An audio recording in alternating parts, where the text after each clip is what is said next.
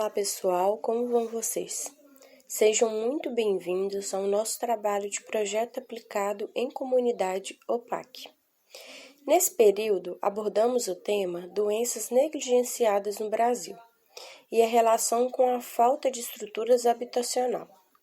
Bom, como o tema já bem explica, falamos sobre as doenças que estão caracterizadas como doenças negligenciadas, ou seja, doenças que por falta de auxílio ou controle da parte governamental ainda persistem em nosso país e relacionamos essa ideia com a falta de estruturas habitacionais, que muitas regiões do Brasil sofrem por motivos variados, seja migração do campo para a cidade, questões culturais e etc.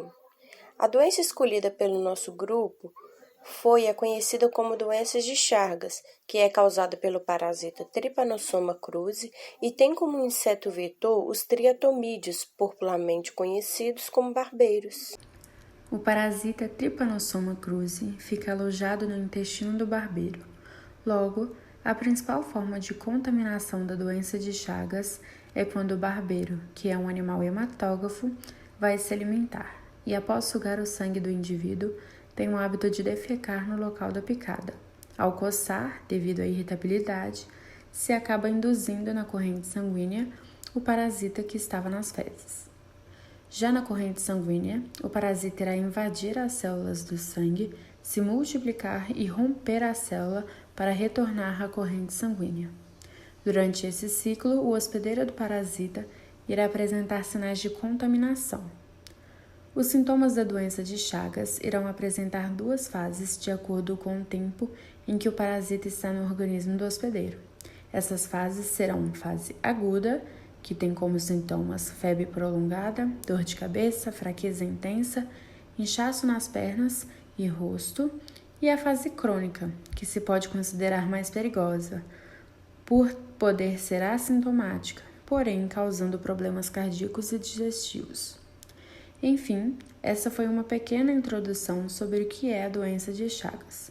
Entretanto, nosso objetivo não é falar sobre a doença em si, mas sim como a falta de estrutura habitacional pode colaborar para o número de Chagas no Brasil e apresentar formas de profilaxia para a diminuição dos números de casos. Para ficar mais fácil de se abordar, iremos falar separadamente das 5 regiões do Brasil. Iniciando no norte do Brasil, esta é a região com maior número de casos da doença de Chagas no país, o que deve-se a diversos fatores. O primeiro é que o inseto vetor do Trypanosoma cruzi tem preferência por locais quentes e úmidos, que é o caso do norte, principalmente devido às suas florestas. Outro fator importante é que trata-se de uma região com diversas aldeias indígenas, que constroem suas casas de acordo com seus costumes. Esse estilo de estrutura pode favorecer muito na proliferação do barbeiro. O fator socioeconômico também é muito significante, já que essa é uma região de baixa renda per capita e muitas pessoas vivem com estruturas habitacionais sem acesso nem a direitos básicos, nem saneamento básico, por exemplo, o que também favorece na proliferação do barbeiro. A próxima região é o Nordeste, a segunda região mais afetada do Brasil pela doença de Chagas. No Nordeste, existem 2 fatores importantes que contribuem no alto índice de contaminação. O primeiro é mais uma vez a questão socioeconômica, já que nessa região vive uma população em sua maioria muito pobre e sem estruturas habitacionais adequadas, sem direitos básicos, o que também favorece a proliferação do inseto vetor. Essa situação faz com que o maior risco de contaminação seja em próprio domicílio. O segundo fator importante é que a região Nordeste é ponto central de distribuição de 2 espécies de triatomídeos de difícil controle, o Triatoma brasiliensis e o Triatoma pseudomaculata. A região Sudeste possui São Paulo e Minas Gerais como predominantes no índice de casos.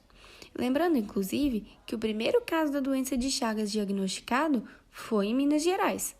Por ser a região com maior PIB dentre todas as outras do país, o fator migratório é responsável por um alto número de casos, já que muitas pessoas de zonas rurais e regiões mais precárias migram para os grandes centros urbanos desses estados em busca de condições de vida melhor.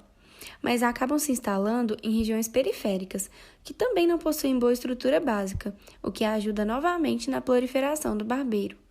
O Dique Vila Gilda, em Santos, é um dos grandes exemplos disso. A próxima região abordada será o Sul, que possui o menor índice de contaminação de todas as regiões do Brasil. Isso deve-se a alguns importantes fatores. O primeiro deles é o clima da região, que por ser mais frio não é muito favorável para os triatomídeos, que preferem climas quentes e úmidos. Outro fator significativo é que possuem o segundo maior PIB do país e uma forte agropecuária, que evita com que as pessoas saiam dos campos para as grandes cidades, diminuindo o número de estruturas habitacionais precárias e também de periferias.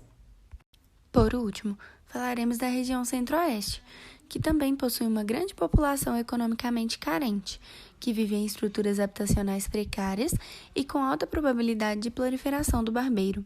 Contudo, outro fator importante sobre a região Centro-Oeste é que, assim como a região Norte, esse é um local que possui uma forte característica cultural indígena, que influencia diretamente na forma de construções das casas, utilizando madeira, argila, cascalho, casas de palafitas, o que também facilita a proliferação dos triatomídeos.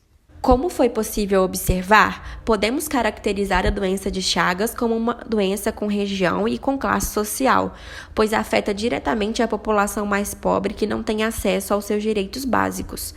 Por fim, para o encerramento de nossa apresentação, vamos destacar as formas de profilaxia da doença de Chagas.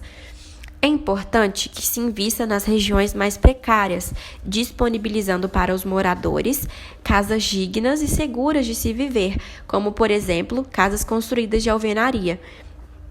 Também é importante investir no combate dos focos de proliferação dos triatomídeos, principalmente nas zonas rurais, e também na conscientização da população quanto aos hábitos do barbeiro. Outra medida é a verificação de possíveis locais de proliferação do inseto dentro da sua moradia e também a importância da lavagem dos alimentos antes do consumo, pois o inseto tem hábito de defecar nos alimentos, contaminando-os. A qualquer sinal dos sintomas citados, procure um médico. Um abraço.